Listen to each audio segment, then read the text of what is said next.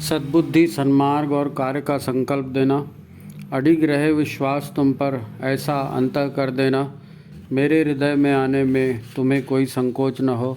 हे गुरुदेव, मुझे नज़रों से दूर कभी न होने देना। हे गुरुदेव, मुझे नज़रों से दूर कभी न होने देना। नमस्कार, गायत्री चिंतन धारा के इस नए एपिसोड में आपका स्वागत है। मित्रों, आप व्यस्त होंगे, रहते ही हैं, और आज भी अपन इसी व्यस्तता से संबंधित कुछ चर्चा करने वाले हैं। हमारे पास समय नहीं रहता, हमारी तकलीफ़ें बढ़ते जाती हैं, है ना। चर्चा चल रही थी वही जो प्रायः हर जगह चलते रहती है कि लाइफ को बेटर बनाने की कितनी भी कोशिश करो, पर मुसीबतें हैं कि ख़त्म ही नहीं होती। घर में एक की तबीयत खराब हो गई तो पूरा परिवार परेशान, कभी सामान ख़त्म हो गया तो कभी गाड़ी ख़राब हो गई, कभी कुछ कुछ न कुछ लगा ही रहता है। कोई ट्रांसफ़र हो गया, कोई मेहमान आ गए, फिर किसी को मायके जाना है, कोई कुछ भी आने अड़चन आते रहती। कभी स्कूल में पेरेंट मीटिंग को लिए बुला लिए, कभी कोर्ट में पेशी हो गई, कभी मंदिर में मीटिंग हो गई। मजाल है कि कोई हफ्ता चैन से निकल जाए, मुश्किल है। अच्छा, जहाँ तक हो सके अपनी ओर से सब कुछ करने की हम पूरी कोशिश करते हैं, पर न कोई हमसे खुश है, न हम जिंदगी से खुश हैं। न तो हम किसी को खुश कर पा रहे हैं, न हम खुद खुश सुख से रह पा रहे हैं। अच्छा, सभी के यहाँ कमोबेश हाल एक जैसा ही है। स्वस्थ रहना, शांत रहना, प्रसन्न रहना, ये अब आसान नहीं रह गया। लाइफ में रहा जा सकता है, पर सामान्य अवस्था में ये आसान नहीं रहा है।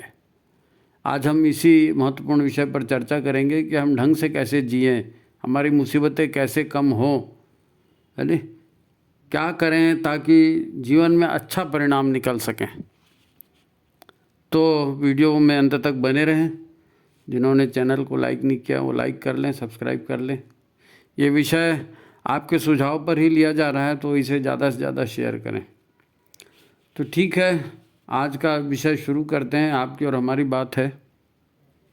मित्रों, हिंदुस्तान की अदालतों में जो मुकदमे पेंडिंग हैं, यानी जिन पर निर्णय नहीं हुआ है, जो केसेस चल रहे हैं, ऐसे कुल केसेस का 60%, यानी कुल मुकदमों का 60% मुकदमे दीवानी होते हैं।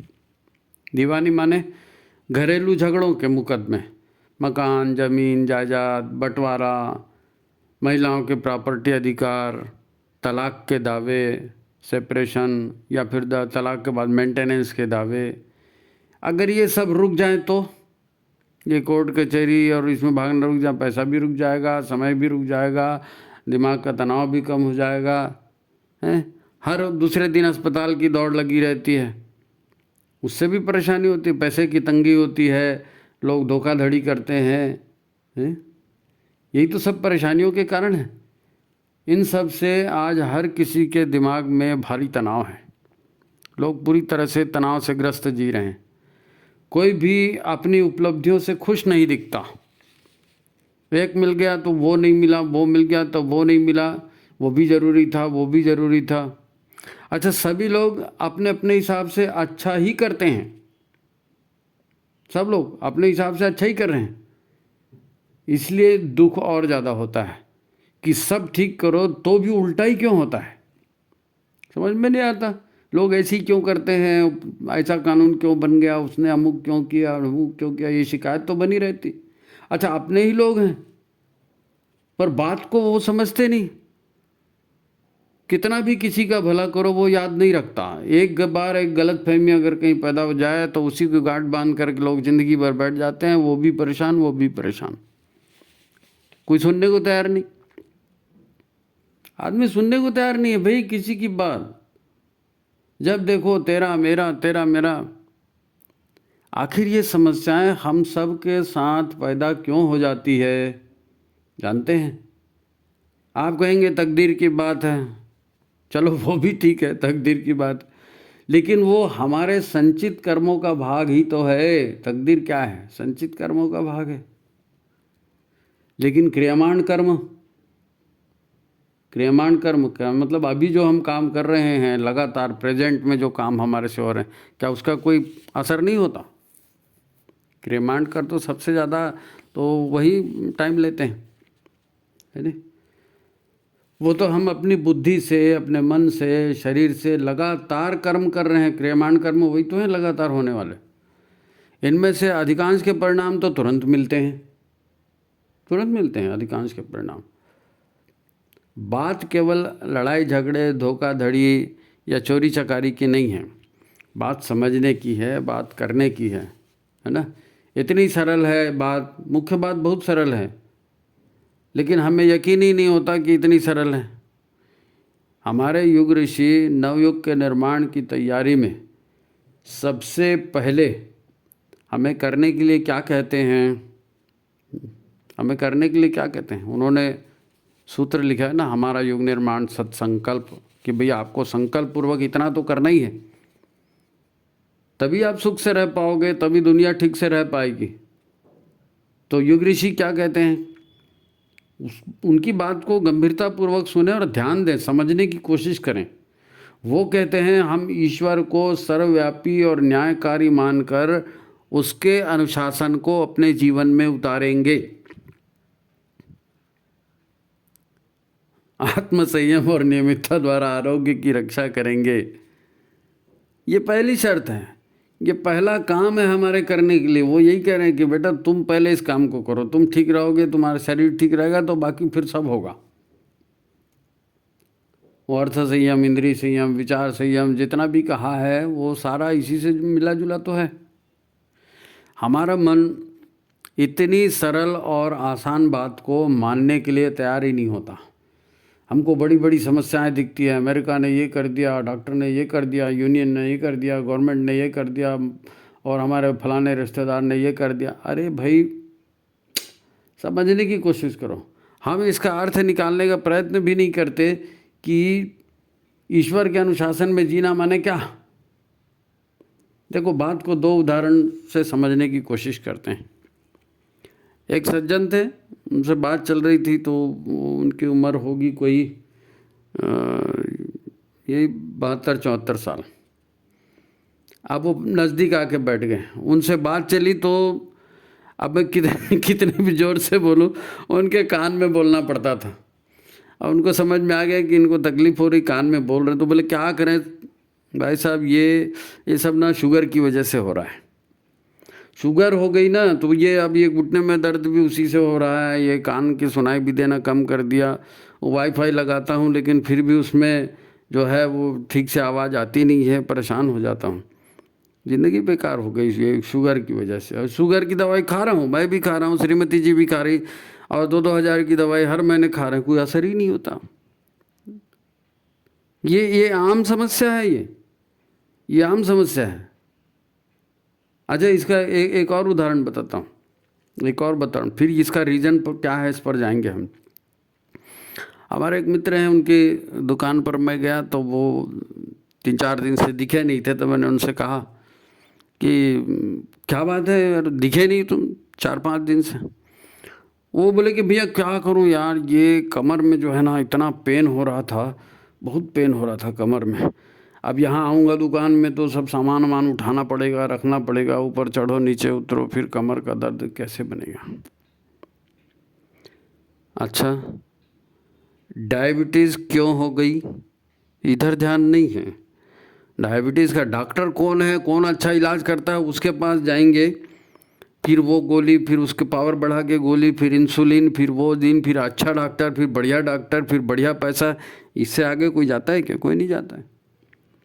अब बॉडी पेन हो रहा है, हर किसी को होता है, कमर में दर्द है, घुटनों में दर्द है, किसी को साइटिका है। ये सारे दर्द क्यों होते हैं? ये दर्द आपको मालूम है? जब भी शरीर में दर्द की बात आएगी ना, आप मान लीजिए आपका वात प्रकोप हुआ है। वात प्रकोप, शरीर तीन तत्वों से चलता है, कफ, पित्त और वात। इन तीनों का बैलेंस होना चाहिए। वात बिगड़ गया साहब। वात बिगड़ गया माने, वात माने गैस, वात का प्रकोप। नहीं साहब हमको स्पॉन्डिलाइटिस हो गया, हमको साइटिका हो गया, तो हम न्यूरोलॉजिस्ट के पास जाएंगे, उसके पास जाएंगे, फलाना करेंगे। अरे भाई जाइए, आप करिए इलाज, सारी दुनिया कर रही है। बात वो नहीं है। बात यह है कि ईश्वरीय अनुशासन क्या है, और ईश्वरीय अनुशासन में हम नहीं जा रहे हैं, उसका कहीं ये दुष्परिणाम तो नहीं है। हमको सोचना पड़ेगा, इसका सोचना पड़ेगा। डायबिटीज़ क्यों होती है? किसी से भी पूछ लो डायबिटीज़ क्यों होती है। मीठा खाने से नहीं मीठा खाने से नहीं होती। डायबिटीज़ का मुख्य कारण है तनावग्रस्त जीवन, असंतुलित जीवन व्यवहार, कॉन्स्टिपेशन, है ना, जल्दीबाजी, ये है। अब उसकी वजह से कॉन्स्टिपेशन तो 1000 बीमारी को पैदा करता है ना। अब उसमें से एक डायबिटीज़ भी है, और डायबिटीज़ को बड़ी आसानी से आप दूर कर सकते हो, बड़े आसानी से दूर कर सकते हो। केवल फलाहार करिए आप, केवल फलाहार। आप बोलेंगे नहीं साहब मीठे फल हम खा नहीं सकते, डायबिटीज़ है। वो सब खा सकते हो, कुछ नहीं होता। आपको शक्कर खाने से मनाही है, फ्रुक्टोज खाने से नहीं। फलों में जो शुगर होती है उसको फ्रुक्टोज कहते हैं। फ्रुक्टोज से खराब नहीं होता, खराब होता है दानेदार शक्कर से, है ना, दानेदार शक्कर, सफ़ेद शक्कर जिसको कहते हैं। अब पेट में गड़बड़ हो गई, विचारों में गड़बड़ हो गई, दिमाग में तनाव हो गया, तो जाहिर है कि ये कहाँ जाएगा? आपका थायराइड में जाएगा। संवेदनाएं, थायराइड बोलेगा नहीं परेशानी है, परेशानी है तो भैया पहले पेट को ठीक करो। तो उन्होंने कहा कि नहीं, हाँ चलो ठीक है। अब वो पेट को ठीक करने के चक्कर में इंसुलिन बनना बंद हो गया, कम हो गया। इंसुलिन कम हो गया तो सब रक्त में शक्कर बढ़ गई। आप फल खाइए, पेट को साफ रखिए, थोड़ा व्यायाम कीजिए, है नहीं, तनाव से दूर रहिए, बीमारी ठीक हो जाएगी। बॉडी का पेन है, बॉडी का पेन, यहाँ दर्द हो गया, वहाँ दर्द हो गया, नहीं इस उम्र में तो होता ही है। कई लोगों को यही रहता है कि 40 की उम्र हो गई ना, अब तो घुटने में दर्द देगा। 40 की उम्र हो गई ना, अब तो शुगर होगी। 40 की उम्र हो गई ना, अब तो आपको बीपी होगा। कोई ज़रूरी है क्या बीपी और शुगर होगा? नहीं होगा। क्यों होगा? आपका सिस्टम खराब होगा। आप, हमारे से होता क्या है, हम बहुत ज़्यादा सोचते हैं, बहुत ज़्यादा सोचते हैं, और काम वैसा हो नहीं पाता, फिर तनाव रहता है। भाग दौड़ करते हैं, टीवी के विज्ञापन देखते हैं, वहाँ आता है वाह ये मेहनत किया, वो मेहनत किया, तो तुम ये रिलैक्स ले लो, वो रिलैक्स कर लो, ऐसा खा लो, वैसा खा लो। हम 3 तरह की चीज़ों से परेशान हैं, 3 तरह की चीज़ों से परेशान। हमारी बेसिक परेशानी, बेसिक परेशानी क्या है? देखो, जीवन है चलने के लिए, जीवन चलते रहना चाहिए ना। अब जीवन की प्रगति होनी चाहिए, जीवन चलते रहना चाहिए। अब आप सोच के देखिए, आज जो परिवार टूट गए हैं, है ना, और पति पत्नी का परिवार हो गया है, सारे काम का लोड हो गया है, अब पैसा नहीं पुर रहा है, पतिदेव भी काम कर रहे हैं, पत्नी भी काम कर रही हैं, फिर कोई रिश्तेदार आ गया, फिर बीमारी हो गई। यही तो सारा तनाव की जड़ है ना, यही सारी तनाव की जड़ है ना। अब जीवन ठहर गया, वहाँ पे जीवन ठहर गया। क्यों ठहर गया? क्योंकि मन कुछ और करना चाहता है, परिस्थितियाँ कुछ और बन रही हैं, और वो बात जो आप चाहते थे वो नहीं हो रही है, तो मन वहीं वहीं घूम रहा है। करना कुछ और चाहता है, करना कुछ और पड़ता है, तो सफलता नहीं मिल रही है। सफलता नहीं मिलती तो क्या होता है? जो हमारे विचार हैं, जो हमारी इच्छा है, या हमारे दिमाग में कोई मान अपमान की बात है, ये निकलती नहीं दिमाग से।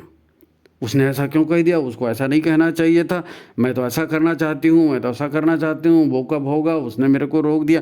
आप नहीं मालूम कहाँ कहाँ विचार करते करते कहाँ कहाँ पहुँच जाते हो, और दिमाग बेचारा इतना तनाव नहीं झेल सकता।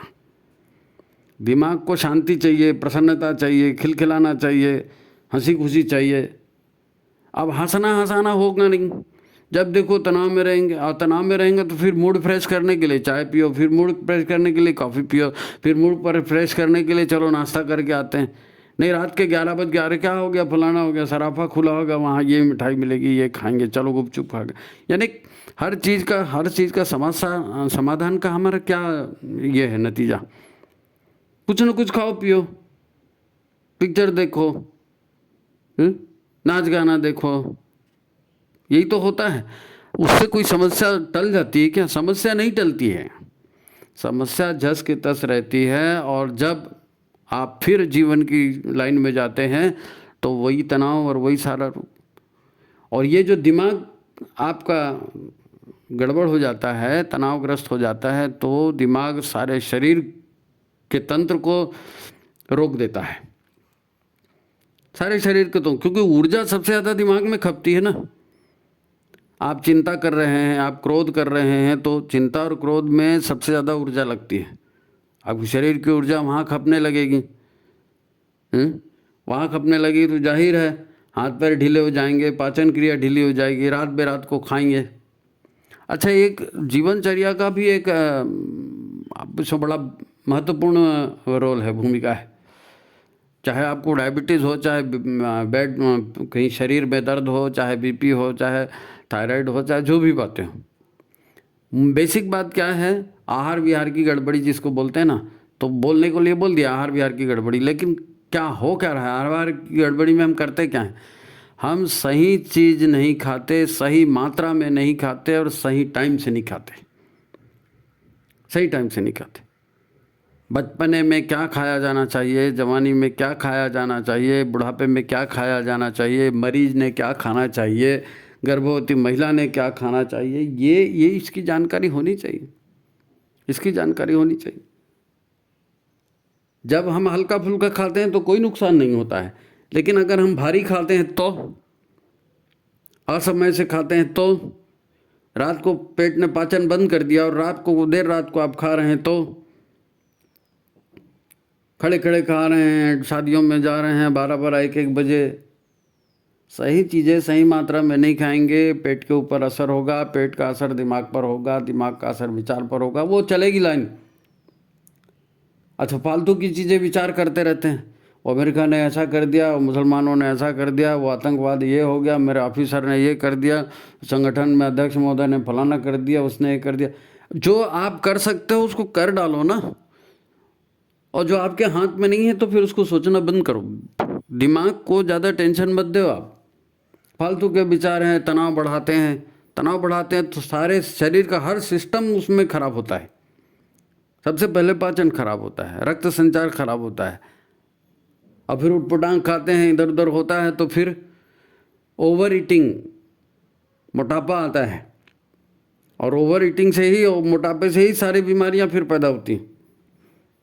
क्योंकि शरीर को चाहिए ऊर्जा खपाने वाले क्रियाकलाप, वो तो हम करते नहीं।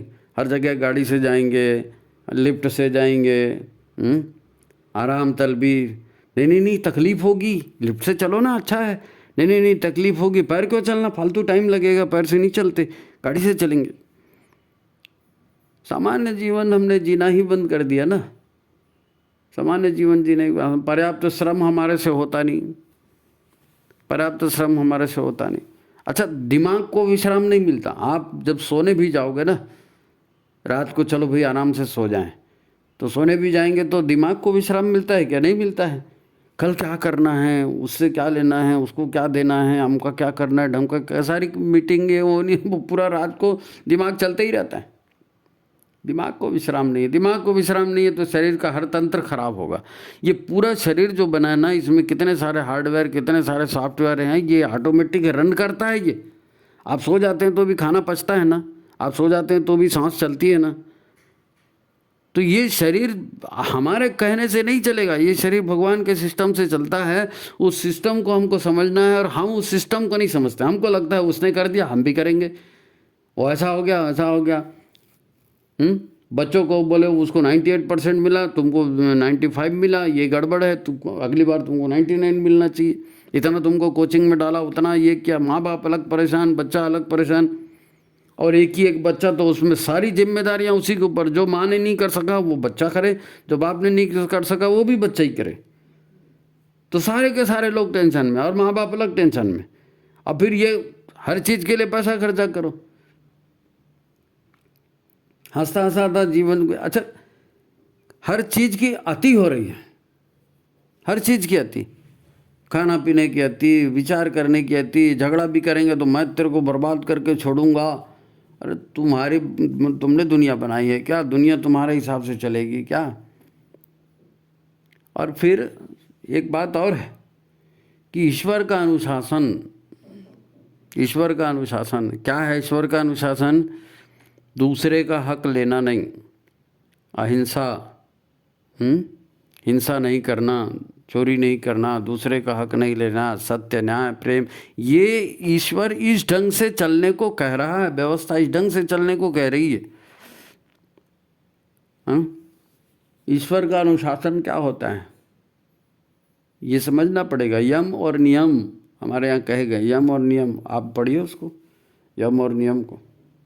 यम और नियम के हिसाब से आप चलेंगे, आपको तनाव नहीं होगा, बिल्कुल तनाव नहीं होगा, और आपका शरीर भी ठीक रहेगा।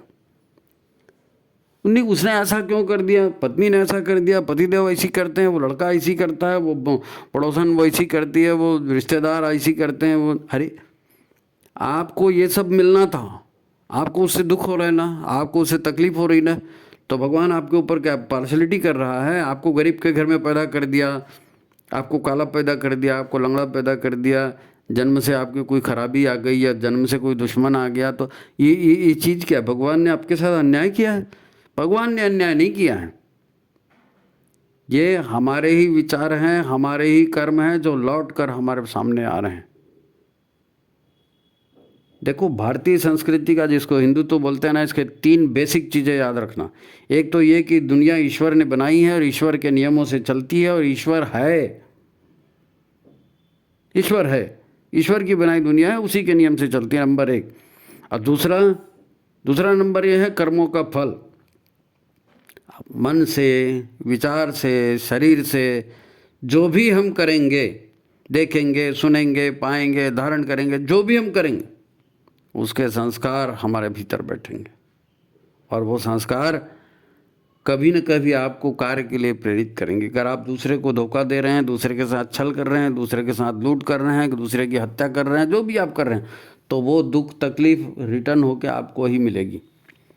शरीर आपका है, मन आपका है, सब कुछ आपका है, लेकिन चेतना एक है। आपके भीतर भी वही चेतना है, हमारे भीतर भी वही चेतना है, और ये 9 अरब लोगों के सबके बीच में वही चेतना है। चेतना अलग नहीं होती। तो आपने किसी के साथ कुछ किया मतलब खुद के साथ किया है, तो वो आप ही के पास रिटर्न आएगा। अच्छा, शरीर खराब हो गया, थक गया, मर गया, तो फिर सूक्ष्म शरीर बोलते हैं ना, सुना होगा, सूक्ष्म शरीर रहता है, दूसरा शरीर धारण करता है, तो लेन देन तो वही पूरा बना रहता है ना, तो उसी लेन देन को फिर छुड़ाते हैं।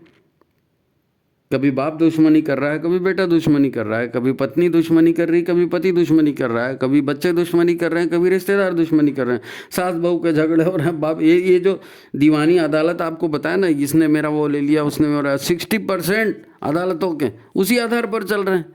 सारे अस्पताल इसी आधार पर चल रहे हैं कि आप तनाव लेकर बीमारियां पैदा कर रहे हैं, आप फैशन की चीज़ें खा रहे हैं, फैशन के अनुसार जी रहे हैं, लेकिन ईश्वर के अनुसार नहीं चल रहे हैं। अब तो गूगल में सब आ गया है, आप देखिए ना, गूगल पे जाइए, उनको पूछिए कि मेरी ये उम्र हो गई, मेरे को ये तकलीफ़ है, क्या खाऊं, कैसे कहूं, कैसे ठीक हूं, गूगल खुद बताएगा आपको। लेकिन आपको वो तो देखना है नहीं। आप तो व्हाट्सएप में उसको फ़ोटो देखते हो, उसने जीभ निकाल के फ़ोटो खिंचाया, उसने कान खड़ा करके फ़ोटो खिंचाया, उसने कार्यक्रम में फ़ोटो खिंचाया। अरे भाई, गूगल में दिया है, आप गूगल से तो देखो। गुरुदेव का साहित्य है, पढ़ना चाहिए, सत्संग करनी चाहिए, वो तो ठीक, वो हमने नहीं किया, वो ठीक, लेकिन हमको फिर उस आधार पर चलेंगे तो हमको मिलेगा भी वही। विज्ञापन ही तो हमको सब बातें बताता है। आज विज्ञापन के हिसाब से तो दुनिया चल रही ना, हर चीज़ विज्ञापन। पढ़ाई लिखाई में ये ज्ञान आता नहीं है, इसलिए गुरुदेव ने कहा उपासना, साधना, संयम, सेवा। उपासना, ईश्वर के साथ बैठेंगे, गुरु के साथ बैठेंगे, मतलब उनका ज्ञान अपने आचरण में आना चाहिए, उनका ज्ञान अपने व्यवहार में आना चाहिए, है नहीं? वो आएगा नहीं। दुख तकलीफ़ें क्यों हो रही है? दुख तकलीफ़ें इसीलिए हो रही है कि हम जीवन को बहुत ज़्यादा जटिल बना के जी रहे हैं, जटिल बना के। एक मकान हो गया तो दूसरा मकान, तीसरा मकान, ये अच्छा नहीं है फ्लैट वाला ले लेंगे, ये कार अच्छी नहीं है वो कार ले लेंगे, ऐसा नहीं कर देंगे वैसा नहीं कर देंगे, बेटी की शादी में ये करेंगे, बेटे को हम ये बनाएंगे। अरे तुम किसी को क्या बनाओगे? तुम अपनी तकदीर बना लो। तो अपनी हेल्थ ठीक लग रहा, खुद का शरीर तो संभाले नहीं संभलता, दुनिया भर को संभालने की बात कर रहे हैं। अध्ययन बहुत ज़रूरी है। आपको जीवन में अध्ययन करना पड़ेगा, है नहीं? प्रकृति कैसे काम करती है, मनुष्य के शरीर में कौन कौन से सिस्टम हैं, वो कैसे काम कर रहे हैं। अब वो बंदा जिससे बात हुई वो बड़े इजीली उसने कह दिया कि मेरे को जो है ना शुगर हो गई। अच्छा, शुगर हो गई मतलब अपने मन से हो गई? भगवान से कोई पंगा था, दुश्मनी थी? अब होता क्या है, विज्ञापन का मैंने बताया था ना, रिफाइंड तेल खा रहे हैं। रिफाइंड तेल तेल होता ही नहीं है। तेल तो तेल के बीजों से निकलता है, वो तेल खाया जाता है। अब वो कहते हैं भैया देखो, जब से 65 में वो कीटनाशकों का उपयोग शुरू हुआ ना, तब से अनाज में जहर हो गया, तब से अनाज में जहर हो गया, तो उसकी वजह से तबीयत खराब हो गई। अरे तो अनाज में जहर सभी के हुआ है, तो सभी की तबीयत कहाँ खराब हुई? तभी तो सब कहाँ खराब हुई तबीयत? किसी किसी की हो रही है, किसी की नहीं हो रही है। तो वो नहीं हो रही है, वो क्या करते हैं, उसी हिसाब से आप भी करिए। सब्जियों को नमक, कोरोना आया था तो धो रहे थे नहीं सब्जियों को नमक पानी में, धो रहे थे, कर रहे थे। तो अब वो क्यों नहीं करते? कोरोना आया तो उस समय सब लोग प्राणायाम कर रहे हैं, उस समय सब लोग आसन कर रहे हैं। क्यों कर रहे हैं? क्यों कर रहे हैं? नहीं नहीं, हमारा शरीर ऐसा बना है, हमको ऐसा करना चाहिए, नहीं होगा तो रोगों से लड़ने की ताकत। तो यानी आप, नॉलेज है आपके पास, आप पा सकते हो, लेकिन करते समय आप नहीं करते। करते समय आप नहीं करते, आपको करना पड़ेगा। ईश्वर के अनुशासन को हम अपने जीवन में धारण करेंगे, आत्म संयम और नियमितता द्वारा आरोग्य की रक्षा करेंगे। अब आरोग्य जिन जिन चीज़ों से खराब हो रहा है, सामने वाला आपको आया, उसने कहा नहीं साहब आरओ का पानी पियो, डेमो दे के घर में गया, आपने उसने कहा कि नहीं आपको अल्कलाइन पानी पीना है, आप वो पीना शुरू कर दिया। ऐसे ऐसे विज्ञापन आते हैं, वो आजकल पूरा जीवन हमने बर्बाद कर दिया ना, केवल शरीर में मानसिक रोग या शारीरिक रोग नहीं, अब तो मनुष्य की मनुष्यता भी खत्म हो रही है।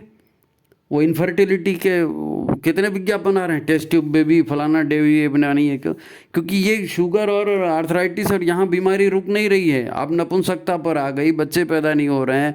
अच्छा, डिलीवरी किसी के नॉर्मल होती है क्या? नहीं हो रही है। जब जीवन ही नॉर्मल नहीं है, विचार ही नॉर्मल नहीं है, खान पान ही नॉर्मल नहीं है, व्यवहार ही नॉर्मल नहीं है, तो फिर वो सारा चीज़ तो अब नॉर्मल ही होगा ना। सारा चीज़ जब नॉर्मल होगा,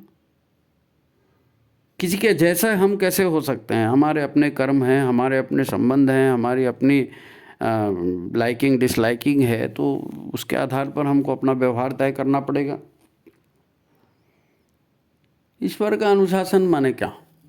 ईश्वर का आपको पता है, यम और नियम, ये आप बकवास की चीज़ें नहीं है।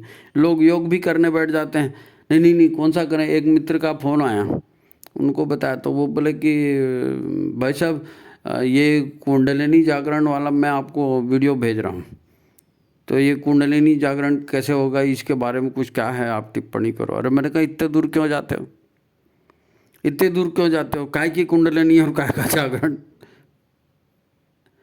अरे भाई सीधी सीधी बात है, आपको जो साधना संयम सेवा की बात बताई गई, उपासना साधना आराधना की बात बताई, आपको प्राणायाम की बात बताई, आपको गायत्री जाप की बताई, आप उसको करिए तो सही। करते हम नहीं हैं। हमने पढ़ भी लिया ना, तो हमने केवल पढ़ने के बाद में भाषण देना शुरू कर दिया, भाषण देना शुरू कर दिया, व्हाट्सअप डालना शुरू कर दिया, कहीं पर भी गए, हाँ वो फलाने जी हैं कितना अच्छा बोलते हैं, हाँ, और खुद भी रोग से ग्रस्त हैं और आप भी रोग से ग्रस्त हो। तो ऐसा रोगों से ग्रस्त पूरा जीवन है, तो उस वो नॉलेज किस काम का? वो नॉलेज किस, कोई किसी का उससे फायदा हो रहा है? फायदा तो तब होगा जब वो आचरण में आएगा। आचरण में तब आएगा जब उस पर विश्वास करेंगे। आपको उस पर विश्वास ही नहीं है, इसलिए आचरण नहीं होता। विश्वास नहीं है इसलिए आचरण नहीं होता, तो विश्वास करना पड़ेगा। तो ठीक है, यम नियम आसन प्राणायाम प्रत्याहार धारणा ध्यान समाधि ये विकास की सुख समृद्धि की परम धाम पाने की सीढ़ियाँ हैं। इसका बेसिक है यम नियम। तो यम नियम के अनुसार आचरण करना पड़ेगा। गुरुदेव ने कहा है बेटा धरती पर सतयुग तभी आएगा जब हम विचारों का संयम करेंगे, इंद्रियों का संयम करेंगे, है ना, अपने स्वास्थ्य की रक्षा करेंगे, अपनी रोटी मिल बांट कर खाएंगे, प्रसन्नता से जिएंगे। दूसरे को देख करके, हीरो हीरोइन को देख करके, विज्ञापनबाजी को देख करके मत करिए। नहीं साहब बॉडी बनाना है, प्रोटीन खाना है, अरे प्रोटीन खाना है, तुम प्रोटीन का डब्बा ले आए, वो कहा है उसमें क्या रखा है पता नहीं। दाल आपको अच्छी नहीं लगती, मूंग दाल का पानी पियो ना, उससे अच्छा प्रोटीन और कहाँ मिलेगा।